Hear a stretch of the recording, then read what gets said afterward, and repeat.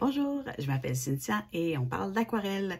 Et aujourd'hui, je voulais vous présenter les pinceaux, les différentes sortes de pinceaux, ou en fait, quel type de pinceau on devrait acheter quand on veut commencer l'aquarelle. Pour ce qui est des pinceaux, j'en ai vraiment une très grande quantité, mais je vais vous présenter quand même les préférés.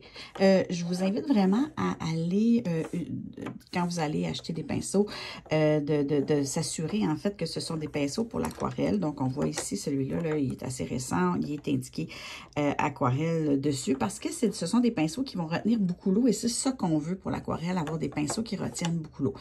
Donc, si on travaille sur des grandes surfaces, il nous faut des gros pinceaux qui vont retenir beaucoup l'eau. Si on veut faire des lavis, tu sais, des ciels ou des grandes surfaces où on va mettre beaucoup de couleurs ou beaucoup d'eau. Donc, d'avoir des gros pinceaux comme ça peut être utile pour les grandes surfaces, là. Mais tu sais, on ne va pas faire de détails avec ça, évidemment. Mon pinceau préféré ou ma compagnie préférée, ben, compagnie ou sorte de pinceau, je ne sais pas trop, c'est ceux-là. Ce sont... je ne sais pas si ça va bien. Je vais faire comme une influenceuse. Les Raphaël, on voit là qu'il est écrit petit gris pur. Puis là, lui, c'est le 803. Il y a différentes grosseurs. C'est des pinceaux. Ce sont des pinceaux qui retiennent beaucoup l'eau, même s'ils sont vraiment beaucoup plus petits. Si je le compare, là, par exemple, avec un crayon régulier, là, on voit qu'il est vraiment la grandeur de la grosseur du crayon. Fait que c'est vraiment pas très gros. C'est vraiment utile. Puis même avec l'utilité, si je le trempe dans l'eau, par exemple, c'est qu'il fait vraiment une pointe. Là, on ne voit pas bien, là, attendez.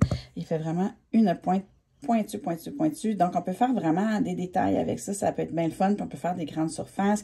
Quand on le met, on l'aplatit, il s'aplatit bien. Il peut faire des beaux détails. Donc, c'est vraiment un beau pinceau et je l'aime beaucoup.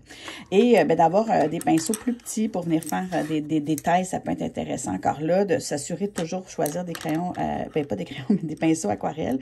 Ça peut vraiment nous aider à avoir un travail, un meilleur travail par rapport à ça. Ça fait le tour pour aujourd'hui. Je vous invite à aller voir mon site cynthiacamiri.com si vous voulez voir un peu le travail que je fais. Bonne journée!